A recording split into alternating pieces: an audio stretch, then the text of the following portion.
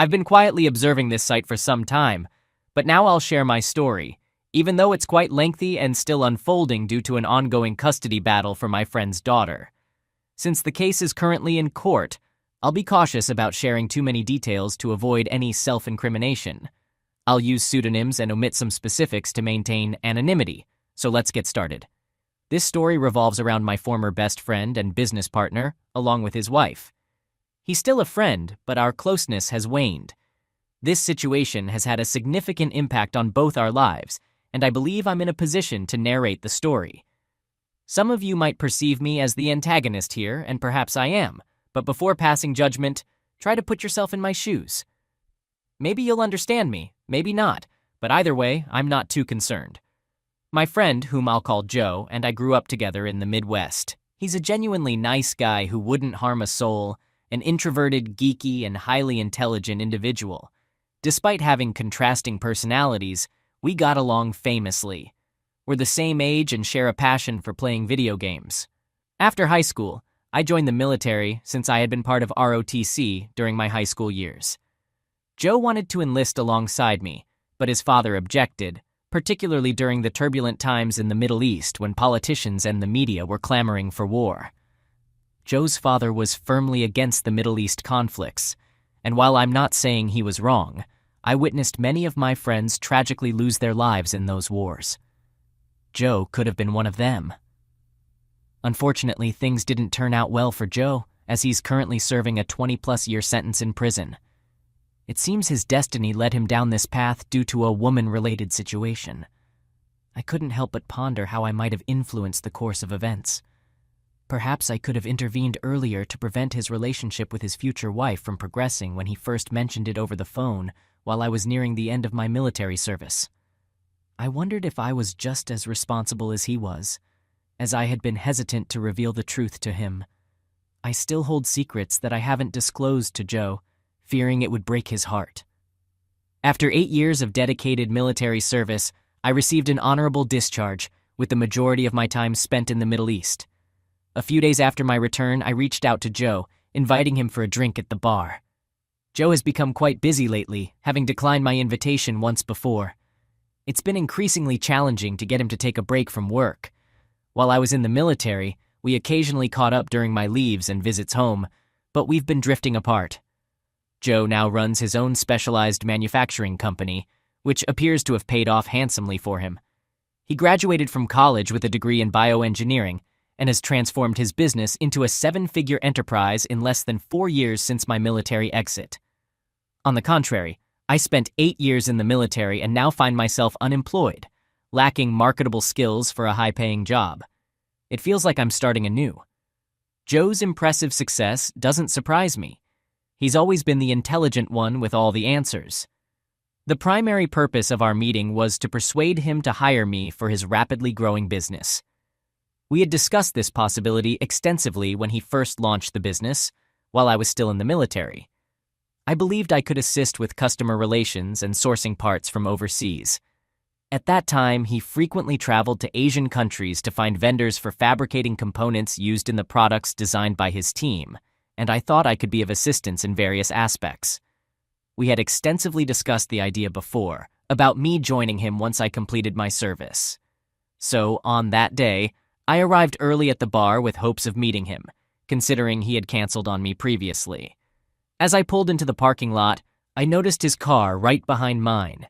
Back then, his business was already flourishing, and he was driving his dream sports car, which I won't specify to maintain anonymity.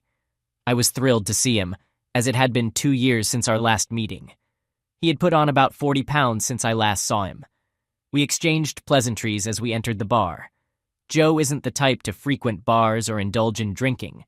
Meeting at a bar had become a habit I'd adopted over the years. During our conversation at the bar, I attempted to broach the employment topic we had discussed years earlier, but he skillfully avoided it. He seemed more interested in discussing his Chinese wife, whom he had met in China and brought to the United States on a spousal visa. We had talked about her on the phone about a year ago when he first brought her to the States. He mentioned that he had met her 2 years ago while traveling in China to source suppliers for a component he designed for his latest product. Coincidentally, she had served as his translator and liaison, leading to her swift hiring. She had worked from China for about a year before relocating to the U.S. Currently, she oversees parts sourcing and manages international and local supply chain distribution for his company. Joe mentioned that they now jointly own the business, splitting it 50-50. After bringing her over with a spousal visa a year ago, they had a courthouse wedding in China. However, now that she's in the U.S., she desired a traditional white wedding, which had always been her childhood dream. Joe leans more towards the geeky side and tends to be socially awkward. He tends to become deeply infatuated with any girl who shows him attention, which I often caution him about because it rarely ends well. So, being myself, I tried to advise him regarding this relationship as well. I thought she had gained too much control over his business in a remarkably short period of time. He even mentioned that they hadn't been physically intimate because she wanted a white wedding first and she wanted it to be special, so it should take place after their wedding night. To me, this seemed utterly absurd and raised a significant red flag. Despite knowing her for 2 years, bringing her to the United States, granting her control over crucial aspects of his business, living with her for almost a year, and being legally married to her, they still hadn't love? I may not be an expert in Chinese culture, but it strikes me as uncommon these days for a woman to remain celibate after a man has done so much for her. I inquired why they hadn't had their white wedding yet, and he explained that her parents were facing visa issues, but they were close to resolving them because she wanted her parents to be present. I was skeptical of this explanation and voiced my doubts, stating that if I were in his shoes, she would have given up her celibacy by now. He didn't appreciate my comment and became defensive. Expressing my confusion about what made her so special, he listed her qualities. She's a great business partner, very intelligent, beautiful, and hardworking. I cautioned him about granting her control over his business, noting that many Asian girls possess these qualities, so she wasn't necessarily unique. I found it unusual that they hadn't consummated their marriage after being together for such a long time. I could tell Joe was growing irritated with my questioning and my attempt to challenge his wife's motives, so I decided to refocus on the reason for our meeting. When I circled back to the job opportunity he had promised me, I sensed that my previous questions had already annoyed him. His mood shifted, and he seemed unwilling to discuss the promised opportunity. It felt like the Joe I once knew had changed, possibly due to his newfound wealth, and he might have believed I shouldn't voice my opinions. At the end of our meeting, he tentatively promised to let me know after re-evaluating his available positions. After that meeting, I couldn't help but feel that the friend I once knew was no longer there. All that remained was a business-minded geek deeply in love with a woman he barely knew, being strung along. It was at that moment I made a promise to myself. If he offered me a job in his company, I would always tell him what he wanted to hear, essentially becoming a yes man. I had to prioritize looking out for myself. About 3 days later, he called and invited me to his home that evening. I prepared myself as if I were going to a job interview. Meeting someone I used to be best friends with had never made me so tense, but I wanted that job. I didn't want to overstep or say anything that might displease him. I understood that people grow apart. Someone who was your best friend a few years ago can change due to life experiences and environmental factors. I wasn't sure whether I would meet his wife since they lived together. I arrived at his house around 9 or 10 p.m., and he had a really nice house in a good part of town, although it wasn't overly extravagant. At this point, I still reside with my parents and drive a car that isn't worth much, so that offer meant a lot to me at the time. When I entered their home, Joe's wife was there, and she appeared reserved and proper in her greetings. I figured that might be one of the reasons Joe liked her, in addition to her striking beauty. She even prepared some Chinese food for dinner. After we finished eating, the three of us moved to the living room, where we discussed business over a glass of wine. To keep it short, I was offered the position of Vice President for Customer Relations and Sourcing, with 2 employees reporting to me. Essentially, I would be the 3rd highest-ranking person in the company after Kim, Joe's wife. I also gained more insights into their business. They had around 10 employees at that time, primarily focused on manufacturing medical equipment and components, serving various industries. They were involved in engineering and assembling these parts, with all their components sourced from Asia. Their business model was quite profitable because they could invent and patent parts that customers needed for a long time, becoming the sole supplier. This allowed them to control prices with no competition. I also realized that Kim played a more significant role in the business than I initially thought. She handled supply chain management, customer relations, marketing, and had some involvement in hiring. Joe, as the company president, was responsible for engineering, quality control, and patents. Therefore, my role would be more supportive of Kim than Joe, at least initially. Kim spoke English well with a Chinese accent, and she was stunningly beautiful. She appeared highly competent and well-connected with suppliers and customers, despite being only 25, just 2 years younger than us. Joe mentioned that they were expediting my hiring because he and Kim were planning a business trip to China and Vietnam in a few months. He wanted me to take his place on the trip so that Kim could introduce me to their suppliers, believing it was an excellent opportunity to bring me into the expanding business. Kim made this trip roughly every 2 months, so it would be beneficial for me to assist and learn that aspect of the business. During our meeting, we enjoyed some wine, and both Joe and Kim seemed to loosen up a bit.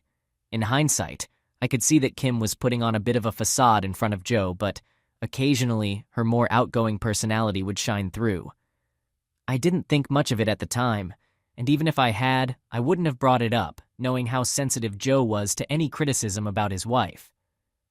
Approximately 1 week later, I began my on-the-job training, secured my own office, and started learning the ropes. 2 weeks after that, there was a manufacturing expo happening in Vegas, where numerous clients from the medical industry were expected to attend. It presented a fantastic opportunity to showcase our products and our company's capabilities. Joe, Kim, another male colleague, and I were scheduled to attend the 3-day expo, and we had rented a small booth for the event. I was fortunate to be invited on this trip, as it would allow me to gain further insight into the business, especially since I'd be responsible for promoting our products to customers and expo attendees. The expo was scheduled from Wednesday to Friday, and our plan was to fly in on Tuesday, with our return flight contingent on the outcome of the meetings and any potential exploration of the city. We arrived in Vegas on a Wednesday evening, and all 4 of us stayed in the same hotel. Initially, I thought I wouldn't have a chance to explore the city due to my focus on marketing and product materials. However, I had some questions, so I decided to visit Joe and Kim's suite to seek their input. When I entered their hotel room, Joe informed me that Kim had gone downstairs for a brief break. Joe appeared to be reviewing some designs, but he couldn't provide clear answers to some of my questions, as they pertained more to Kim's area of the business. After my meeting with Joe, I left his room and contemplated checking on Kim. Joe was not the type to hang out at the bar just for drinks. He wasn't much of a drinker. So I assumed there must have been a specific reason for his absence, perhaps related to business or meeting friends. As I headed downstairs to see if Kim was at the casino, I spotted her engaged in conversation with a man at the bar. Upon noticing me, she waved me over to join them. When I approached, I was taken aback that they started asking for my opinion on a particular horse racing competition being broadcast on TV. I had no knowledge of horse racing, but I had a suspicion that they were trying to divert my attention because she had been caught in an awkward situation. Initially, I didn't think there was anything amiss with her talking to someone at the bar. She might have been networking for the business, which was, after all, the purpose of our trip to Vegas. However, her demeanor and reactions gave me a distinct vibe, as if she were trying to conceal something. They were sharing a drink and seemed to be engaging in some light flirting before they were discovered. She attempted to downplay the situation by suggesting they wanted my opinion on horse racing. However, a clear indicator was the man's swift departure, wearing a disappointed expression. I then began discussing the questions I needed clarification on with Kim. By that point, she had already consumed a couple of drinks before my arrival, making her more open than usual. Given my social nature, I engaged in a conversation that flowed well, during which we delved into her relationship with Joe. Surprisingly, she had few positive things to say about him. She expressed dissatisfaction with his work-centric focus, his tendency to pass judgment on everything, and his rigid ideas about how people should behave. I refrained from offering any input on her relationship with Joe, simply going along with the conversation. I had learned not to get involved in their issues before. It was during this conversation that I gained additional insights into her background. She was born in China, the only child of her parents. Her upbringing was in a traditional Chinese household with strict parents, but she had a wealthy uncle, her father's younger brother, who provided her with a good education. She had also visited the United States several times on vacation, graduated from college early, and worked as a liaison between Chinese and foreign businesses, which is how she had initially met Joe. Our conversation continued for at least an hour as we got to know each other better. The bar had only a few patrons, with most of them at the casino, and everyone was preoccupied with their own business. We were getting along remarkably well that night, and I couldn't help but feel a certain chemistry developing between us. To alleviate the tension, I jokingly suggested that we should invite Joe to join us, but she informed me that Joe was already asleep and that late-night bar outings weren't his cup of tea. I knew she was right. It wasn't his preferred environment. However, this was one of those questions you ask when you sense heightened tension, only to regret it afterward. Feeling a bit overwhelmed by explicit thoughts and the growing romantic atmosphere, I excused myself to use the restroom. While she wasn't explicitly making advances, we were both engaging in mild flirting. I might even admit to being the one who initiated it, while she simply played along. Perhaps I could attribute it to the influence of alcohol. I decided to excuse myself to relieve some tension because I felt like I was on the verge of crossing a line with my best friend and my boss's wife, whom he deeply cares about. I certainly wasn't willing to jeopardize my job over this woman. Besides, I didn't see myself as that kind of guy, or at least I thought so. I headed to the bathroom to adjust my pants, and by the time I returned, I noticed another man attempting to flirt with her while she remained seated at the bar. He quickly walked away as soon as I arrived back at my seat. Upon returning, I sat down next to her and took a closer look at her, realizing why she attracted so much attention. She was undeniably stunning. Easily a 9 or 10 on a scale from 1 to 10. As I sat beside her, she noticed my gaze fixed on her. All I could come up with was commenting on the music, suggesting we should dance, even though it was meant to be a lighthearted joke because the music was subpar, a real elevator tune. She chuckled for a moment and replied that it was a slow dance track, and she wasn't a fan. It was supposed to be a humorous remark, and I was surprised she took it seriously given the terrible soundtrack. However, I played along and asked her what type of music she preferred. She mentioned dance tracks like R&B, EDM, and house music. Feeling like I had gone too far, I mustered the courage to ask if she'd like to check out some Vegas clubs that played that kind of music. To my astonishment, she was familiar with the clubs she wanted to visit, as if she had been there before. Curious, I inquired how she knew about them, and she explained that she had visited Vegas with a friend for her friend's birthday, and had experienced some of the city's club scenes. Additionally, she had been to Vegas on business numerous times. It almost felt like she was boasting. At that moment, I couldn't help but think that this wasn't the Kim I thought I knew. I suspected that Joe had given her a considerable amount of freedom, especially considering her claim that she wouldn't get intimate with him until they had a white wedding. I was confident that she was concealing her true personality from Joe and wasn't the virtuous woman she portrayed herself to be. What I witnessed that night was a manipulative, intelligent, and attractive woman who enjoyed flirting and garnering attention from men, especially when they weren't her husband. I couldn't help but feel that Joe was in a precarious situation with her, as she appeared highly ambitious and dissatisfied with her current position. It seemed like she was trying to carve out her own empire, with Joe merely serving as a means to that end. I followed her lead, and we headed to a Vegas club playing EDM and house music. The line to get in was quite long, so we patiently waited, using the time to flirt with each other. We were both a bit tipsy, lost in our own little world. Once inside the club, our hands were all over each other, and we hit the dance floor, grinding against each other as if we were dancing intimately, even though we were fully clothed. At one point, I got carried away and had 2 of my fingers inside her as we danced. She stopped me and suggested we head back before Joe started looking for her. Glancing at the clock, I realized it was already around 1 a.m., and she was right. I needed to be up early to open our booth, so I needed some sleep for the long day ahead. We left the club and joined the taxi queue. To skip the line, I slipped the guy in charge a $20 bill, and we got into the cab. During the short drive back to the hotel, with Kim and me in the back seat, we started making out, and before I knew it, she unzipped and was making BJ while on the back of the taxi. She didn't seem to mind that the driver was watching us through the rearview mirror. We were just a few blocks from our hotel when the cab driver jokingly told us to stop and suggested we get a room. Kim halted after that, and the cab dropped us off at the hotel. Once inside the elevator, we realized we were staying on the same floor. I thought we might continue where we left off in my room, but she simply wished me good night and went to the room she shared with her husband. That night, I stayed up late thinking about what could have happened. The following morning, I was awakened by a knock on my door.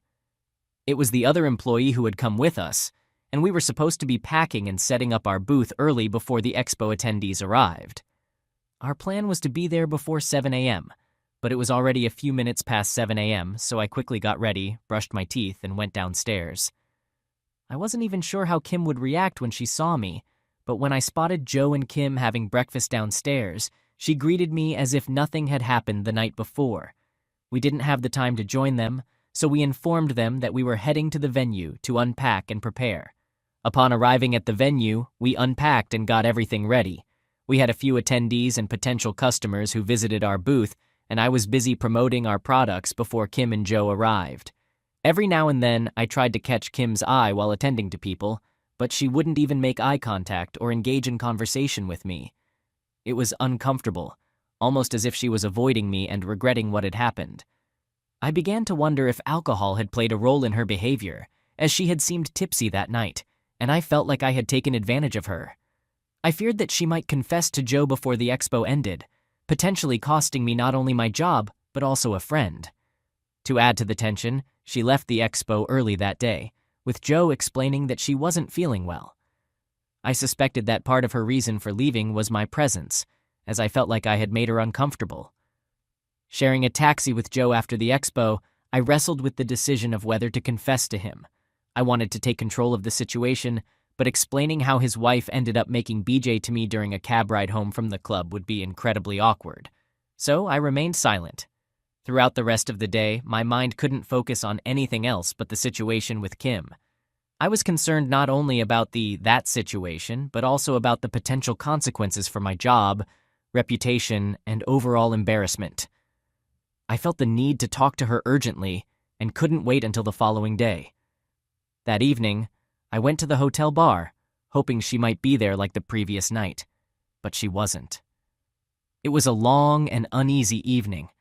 The next day at the expo, while manning the booth, Joe was away meeting with a customer and the other employee was out, leaving just me and Kim alone at the booth with no visitors around. There was an opportunity to speak to Kim privately, but I struggled to find the right words. I called out to her, attempting to say something, but I kept stumbling over my words. She had this puzzled expression on her face, as if she was thinking, "What's wrong with you, dude?" Eventually, I mustered an apology, and she replied with a curt, "I know, it won't happen again." She then simply looked away and continued with her tasks, acting as if nothing had occurred. It was almost as if that entire night had been erased from her memory. The tension was broken when a visitor approached our booth with questions about our product. After that, I left feeling somewhat relieved. Her reaction when we were alone was so distant that you'd think someone who had done what she did would have more to say. I returned to the hotel that night feeling slightly better than the previous day, and I had a good night's sleep. The following morning, which was the last day of the event, was supposed to be a half day at the booth with some meetings scheduled with potential customers interested in our services. The other employee and I spent most of the day arranging for our products to be shipped back home. Joe and Kim visited our booth a couple of times, but the majority of their day was spent in private meetings with clients and customers. I had normal interactions with Kim that day, with no awkwardness. It was as if the incident from 2 days ago had never happened. At the end of the day, all 4 of us shared an Uber ride back to the airport after the event. I sat in the front seat, while Joe, Kim, and the other employee sat in the back. I glanced at the rearview mirror and saw Joe and Kim chatting and laughing with each other and the other employee. I felt like I had narrowly avoided a disaster, and I was relieved that things hadn't escalated further with Kim. The trip to China got postponed, although I can't recall the exact reason. However, I knew that Joe and Kim had plans for a white wedding, which had been Kim's long-standing wish. Her parents had already come to the United States from China, and most of Joe's employees attended the wedding. At this point, my interactions with Joe had become less frequent, and our relationship had shifted more towards that of an employee and boss. I was earning more money than I could have ever imagined elsewhere, and I could foresee my income doubling within a year based on the company's performance. During this period, we also hired 6 additional salaried employees. There were now 3 managers, including myself and 2 other men, along with Kim and Joe, 3 engineers, and 21 hourly employees. In the following month, Kim and I were planning a trip to China so she could introduce me to other suppliers and help find a vendor for components needed for our upcoming product launch. As I prepared for the trip, I couldn't help but anticipate that something of an inappropriate might happen. Our business class seats were next to each other, and we were staying at the same hotel. We had plans to visit 2 cities together for business, and after that, Kim would head back to the western part of China to spend time with her family before returning to the United States. During this phase of my life, things were going quite well. I had enough money to make a down payment on a house, and I was in a committed relationship with my girlfriend. Despite being attracted to Kim, I hoped our interactions wouldn't turn into something intimate. I wasn't entirely confident that I could resist her advances if she made any. Throughout our long flight, our conversations mostly revolved around business with some friendly chit-chat, but nothing inappropriate. One memorable moment came when Kim asked me a hypothetical question about whether I saw her as a good leader and if I would join her if she were to start her own company. I replied affirmatively, though I found the question somewhat peculiar. After all, why would she want to start her own company when she was already a significant partner in her husband's successful enterprise? They had recently married, so it didn't seem like they were facing any marital issues. Only years later would the significance of that question become apparent. The rest of the week was highly productive as we networked, built business relationships, and identified potential vendors for new products. We stayed in the same hotel for 2 days in one city and 1 day in another before Kim departed for the western part of the country to visit her family. I didn't venture out for sightseeing as it wasn't my preference. Instead, I spent most of my time on the phone with customers back in the United States or working on my laptop, ensuring everything ran smoothly at home. By the end of my week-long trip to China, I felt confident and comfortable in my role. I even began to see myself as an international businessman and a product marketer, despite lacking formal education or qualifications in that field. I owed this opportunity to Joe, who had given me a chance to excel. Following our trip to China, it became evident that the affair had been a brief and isolated incident. I was relieved that it hadn't continued, and from then on, our relationship remained strictly professional. A few months later, I got engaged to my girlfriend, and we married shortly afterward. Financially, things were going exceptionally well, with my income reaching nearly $120,000 within a year of working there. During the same period, Kim became pregnant, and 9 months later, she gave birth to a baby girl. My wife also gave birth around the same time, as we were all of the same age and had married around the same time. Consequently, Joe and Kim made consistent efforts to include us in their social gatherings, hoping we would become close friends. My wife was open to it, but I made an effort to keep our interactions strictly business-related. I prioritized my work and family, unwilling to become entangled in any way that might jeopardize my marriage or career. I had an uneasy feeling about Kim and Joe's marriage, especially her level of control, and I wanted to avoid any involvement that could expose or perpetuate our previous affair. Let's jump ahead about 2 years, and things are going remarkably well in the business. I'm pulling in about $250,000 annually, and we have a second baby on the way. One evening, Joe gave me a call and suggested that we meet up at a bar. I found it a bit odd because we hadn't spent time together in a while, and Joe wasn't the type to hang out at bars for no good reason. He rarely drinks, so naturally I felt a bit anxious about the situation. The nagging thought in the back of my mind was that perhaps the consequences of my affair with his wife from 2 years ago were catching up to me. As I headed to the bar, my mind raced with worries about potential job loss or some other dire outcome. Although I knew Joe well enough to understand that if he discovered the affair, he would likely fire me over the phone, making this bar meeting seem unusual. I speculated that maybe he had a different approach in mind, but I was overthinking things. Upon arriving at the bar, I was incredibly nervous. However, when Joe began sharing his troubles, it became evident that it wasn't about me. His concerns centered on his strained relationship with Kim. He had been facing family problems and needed someone to confide in. As I mentioned earlier, I hadn't been spending much time with him lately. Joe explained that one reason he distanced himself from me and some of his friends was because Kim had been trying to isolate him from anyone close to him. Over the years, their relationship had suffered due to frequent travel, and to complicate matters, her parents, who had visited them 2 years ago when they married, had refused to leave. They were now attempting to exert control over how their 2-year-old daughter was raised, causing significant strain in their marriage. Joe struggled with the challenges of raising his daughter in a multicultural home, particularly with her parents still residing with them. He lamented that his in-laws didn't listen to him for some inexplicable reason. Instead, they disregarded him and sought to isolate him within his own home. I paid close attention to Joe's story, realizing that he had likely been grappling with these issues for a while, and I was probably the closest friend he had. Despite feeling that I had grown distant from him, he must have found it challenging to share these troubles, especially knowing that I had previously cautioned him about such problems. I felt deeply sympathetic for him and believed it was unjust for his in-laws to take advantage of his mild-mannered personality. I wanted to urge him to assert himself and demand that his in-laws leave, but he mentioned that his wife had agreed to their departure for China in a few weeks. Just by listening to him, it was evident that Kim was firmly in control of their household. Joe was treading carefully in his own home, which perhaps emboldened his in-laws to dictate how he should raise his own daughter. I refrained from offering unsolicited advice about asserting his authority as the head of the household since it didn't align with his personality. I asked him about Kim's thoughts regarding her family staying in their home for such an extended period and trying to influence their daughter's upbringing. He explained that Kim supported and even encouraged it because she believed her own upbringing shaped her into the person she is today. According to Joe, Kim also felt that since both of them frequently traveled, her parents provided stability in their child's life. After hearing Joe's explanation, I couldn't find many faults in Kim's reasoning, given their extensive travels. However, I kept this to myself and didn't share it with Joe. Sensing there was more to the story, I pressed further. Joe revealed that they hadn't been intimate for over 4 months when not on business trips.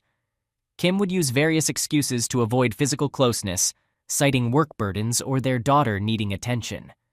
Joe had even suggested that she become a stay-at-home mom, but he acknowledged that Kim's ambitions didn't align with that idea.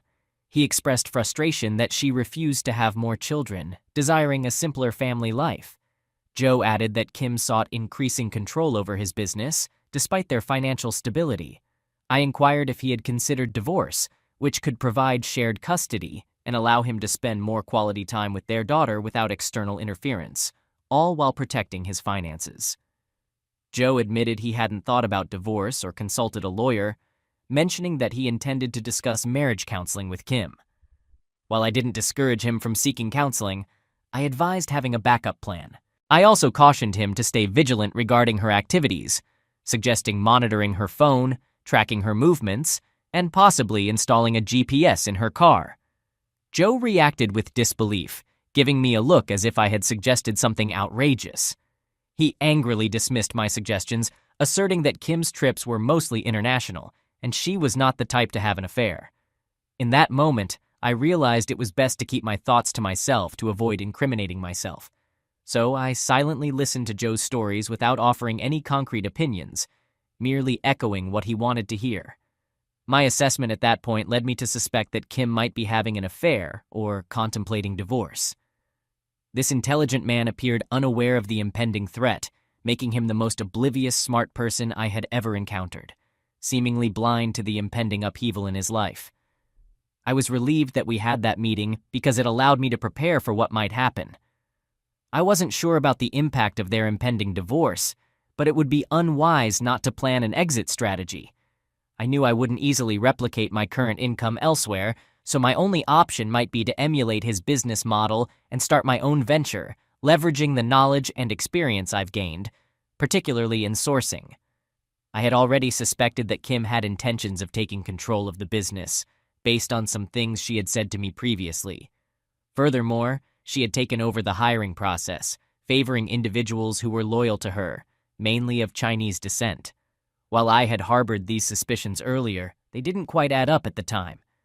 She had even extended her control to the employees under my supervision, given that she had hired them. I felt powerless to make decisions without them reporting everything to her. Trust in the workplace eroded, and I attempted to regain authority over my team, but she resisted and I had to back down to avoid being fired. Following my conversation with Joe at the bar, I observed that his motivation was dwindling and he was becoming less diligent in his responsibilities. Fortunately, our business had a solid model that could sustain itself without actively seeking new customers, as our existing customer base was sufficient for profitability. However, it meant there would be no further product development or growth. A few days later, I noticed Kim's reduced presence at work, along with her unresponsiveness, even when I reached out via WhatsApp. A day or two later, some of our overseas suppliers began responding less promptly. It became apparent that we had lost some customers and something significant was happening behind the scenes. After 5 consecutive days of Kim's absence, Joe called me and 3 other managers into his office to explain the situation. He revealed that he had a falling out with his wife, who was actively trying to undermine the business. Some suppliers and customers were loyal to her, and she was attempting to establish her own business while tarnishing our reputation. Joe anticipated a substantial fallout and warned us to brace ourselves, as we might have to lay off half of our employees. He instructed me to travel to China and Vietnam the following week to secure alternative suppliers. If necessary, he would handle the customer relationships. After conveying this grim news, and as 2 of the managers left the room, Joe and I had a private conversation, during which he acknowledged that I had been right all along. He mentioned that the business would have suffered much more if he hadn't caught her before she could execute her plans. Following our meeting at the bar, he couldn't shake the suspicion of infidelity. Consequently, he decided to install a monitoring device on her phone. To his dismay, he discovered that she had been in romantic relationships with multiple men on WeChat. One of them had proposed, and she had accepted. They intended to move in together and start a business similar to ours. She planned to marry him and bring him to the United States, taking advantage of her citizenship obtained through Joe. This man, older and more connected in China, had known her much longer than Joe had, possibly even before they met. Text messages Joe recovered revealed her intention to divorce him and take control of the company, although the exact plan remained unclear. Her plan was to divorce Joe in approximately 5 months, but she was exposed prematurely due to Joe's discovery and confrontation. Consequently, she abruptly stopped coming to work. Most of her trips, initially believed to be solely business-related, turned out to include romantic getaways. Joe informed me that before uncovering her affair, she had promised to attend marriage counseling and encouraged him to seek individual counseling, all while secretly planning her divorce to buy time. He shared that he had been feeling deeply depressed and had contemplated ending his life in recent days. At one point, he broke down in tears, and I comforted him. It was evident that he had been holding these emotions in for a while. I inquired about his daughter's whereabouts and whether the in-laws were still at his place. He informed me that the in-laws had left, and he had hired a babysitter for his daughter. His wife had gone missing since he confronted her. Despite his numerous attempts to contact her, she remained unresponsive. Joe also mentioned that she had been busy contacting his suppliers and customers, urging them to sever ties with his business. She had been sharing incriminating documents to undermine him. However, some loyal customers alerted him to her actions, while certain suppliers were solely motivated by financial gain, maintaining their business relationships provided they continued to receive payment. As a result, her plan did not unfold as she had hoped. By this time, I suspected that Kim had left her husband and daughter to join her boyfriend or fiancé in China. She had begun contacting her husband's customers and suppliers, attempting to steal some of his business. While she had managed to sabotage a few suppliers in China and Vietnam with limited success, it was only a matter of time before we faced shortages in critical components and received complaints about delayed deliveries. Having traveled to China and Vietnam multiple times, I had established a network in this part of the world and knew my way around. I had also attempted to source suppliers in South America, albeit with little success. Before booking our one-way trip to China, we only had about a month's worth of supply for some crucial parts that she had successfully sabotaged. Consequently, our priorities were clear. We opted for a one-way trip because we couldn't predict when we would return unless we found alternative suppliers for these critical components. I didn't dwell on why Kim would want to destroy a business she had helped build, because I had long suspected her intent to undermine Joe and take control of the business. Unfortunately, Joe had been oblivious to her intentions until it was too late, leaving us scrambling. Back then, I was still perplexed by her actions. I believed it would have made more sense for her to take over the business rather than attempting to start anew with someone else, even if he was more successful. I wondered if she had pulled the trigger by mistake, thinking that her plan was poorly thought out and bound to fail. Perhaps there was more to this story that I didn't know, but based on the information I had, that was the only conclusion I could draw regarding her motives.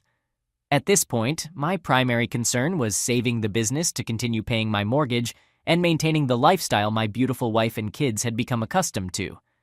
I viewed her as the enemy and hadn't considered the livelihoods of the approximately 37 employees who depended on this business that Joe had built. We spent approximately 2 weeks traveling in East Asia, visiting 3 countries. Towards the end of our trip, we managed to recover some of our previous supplies because, strangely, Kim had stopped contacting our suppliers and wasn't upholding her commitments to them. In the end, money talks, and we were willing to pay. It struck me as odd that she had abruptly halted her efforts to destroy the company. Whatever the reason for her sudden change, I saw it as a positive development for me.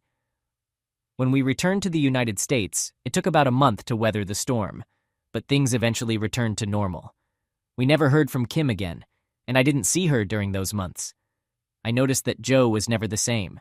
He was already introverted, but now he withdrew even further, becoming increasingly paranoid and defensive. Once I asked him if he had any news about Kim, and he replied that she had abandoned him and their daughter, and he hadn't heard from her. He questioned why I was asking, which I found strange considering all we had been through over the past couple of months. A few weeks later, an employee informed me that a missing persons case had been filed for Kim, and her family claimed they didn't know her whereabouts, as she hadn't contacted them in weeks. I immediately called Joe, and he confirmed it was true. He mentioned that the police had questioned him and suspected foul play. There was no evidence that she had returned to China, and since Joe was the last person to have seen her, he became the prime suspect. Joe also told me that he hadn't informed the police about his wife's affair, fearing they might use it as a motive to arrest him. He urged me not to disclose the affair to the police. At that point, I didn't suspect Joe's involvement, nor did I want to entertain the thought. Even if he were involved, I was willing to cover for him, as Kim's absence was better for my livelihood. 3 months after her reported disappearance, I noticed a significant change in Joe. He became more outgoing, reaching out to me more frequently, and expressing a desire to hang out. Our business was starting to recover, and I had traveled to East Asia a couple of times. I encouraged Joe to join me in social activities, introducing him to my family and taking him out to bars and outings with my military buddies, hoping he might meet someone new. During our outings, I avoided bringing up the topic of Kim. She was now a thing of the past. During one of our hangouts, Joe confided in me about the situation with Kim's parents and her wealthy uncle. They had been contacting the police, attempting to have him arrested on suspicion of wrongdoing regarding Kim. However, there was no evidence of any crime, and Joe willingly allowed the police access to his home, cooperating fully with their investigation. He disclosed everything he knew, except for the fact that she was having an affair. From an outsider's perspective, their marriage appeared stable, and neither of them had initiated divorce proceedings after her disappearance. The revelation that Kim had taken out a substantial life insurance policy on Joe without his knowledge added to the mystery of the case, leaving both the police and us perplexed. Consequently, there was no apparent motive for Joe to be involved in her disappearance.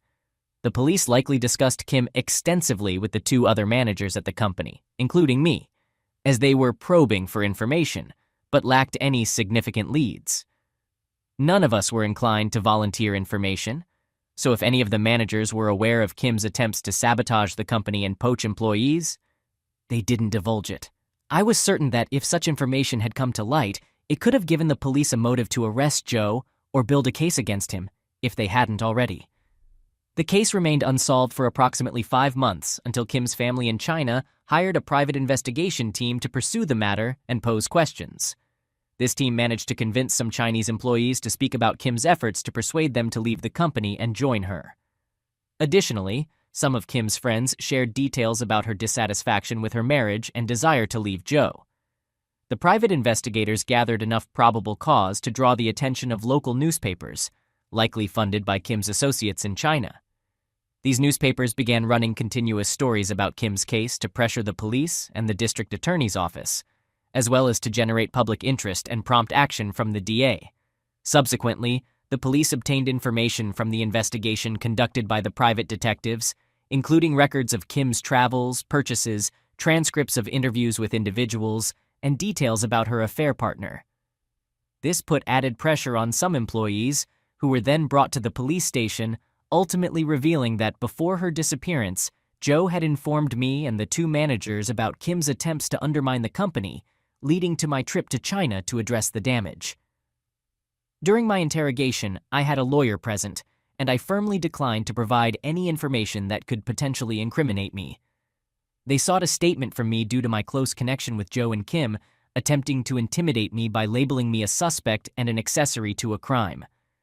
They insinuated that my decision to have legal representation was indicative of guilt. While part of me had a suspicion that Joe might have been involved in Kim's disappearance, I chose not to entertain that thought. Eventually, they abandoned their efforts to extract a statement from me, resorting to mocking tactics such as arresting me briefly and appearing at my workplace. I'm not privy to all the details, but somehow they obtained a warrant to search Joe's house once more and seized some items. Pictures of the missing Kim were displayed on bulletin boards throughout town, and it was assumed she had passed away. They appealed for information leading to an arrest, offering a monetary reward. The police investigation persisted for an additional 6 agonizing months, during which news media outlets and newspapers frequently hounded us at our workplace, attempting to extract statements. I was convinced that some of these reporters were fraudulent and paid by Kim's family. The relentless attention took a toll on some of our employees, resulting in a loss of personnel for the business. 6 months later, the situation began to settle down. I also spent time with Joe during those 6 months, and there was an unspoken understanding that he knew I suspected his involvement in Kim's disappearance, sparing me the need to inquire directly. Whatever transpired between them, I reassured myself that this woman had been attempting to jeopardize my children's well-being and dismantle a company I had poured my heart and soul into. I believed she deserved whatever consequences befell her. After the 6-month period, the district attorney decided against taking the case to trial, as their evidence consisted primarily of circumstantial and hearsay testimony. Their chances of securing an indictment through a grand jury were uncertain, and there was a risk of acquittal in a trial. Moreover, if new evidence emerged later, the case might crumble entirely. Consequently, they opted to wait for additional evidence, leading to the case being relegated to the cold case section for the time being. It was placed on the back burner. The company started to recover, and it appeared that we had successfully navigated through the challenging period. Approximately a year later, while I was at the airport about to board an international flight, my wife called and urged me to turn on the local news. I reminded her of my airport location and the limited TV options, but she insisted on sharing the news herself. She mentioned that 2 weeks prior, human remains had been discovered scattered in an area, likely disturbed by animals. Among the findings was a skull, which dental records confirmed to be Kim's. I immediately abandoned my travel plans and attempted to contact Joe, but he wasn't answering his phone. Joe's lawyer eventually reached out to inform me that Joe had been arrested. His bail was set at $300,000, and we promptly secured his release once the judge permitted it. In short, I had a chance to speak with Joe, and he disclosed that it was an accident. According to him, Kim had informed him of her intention to leave him and take their daughter to China. He resisted, resulting in a physical confrontation during which she hit her head against the wall and collapsed. Although she regained consciousness and was lying on the couch, she continued to express her plans. Joe helped her onto the couch and provided a blanket as she refused to go to the bedroom. He considered taking her to the hospital but feared involving the police, believing that she would recover by morning.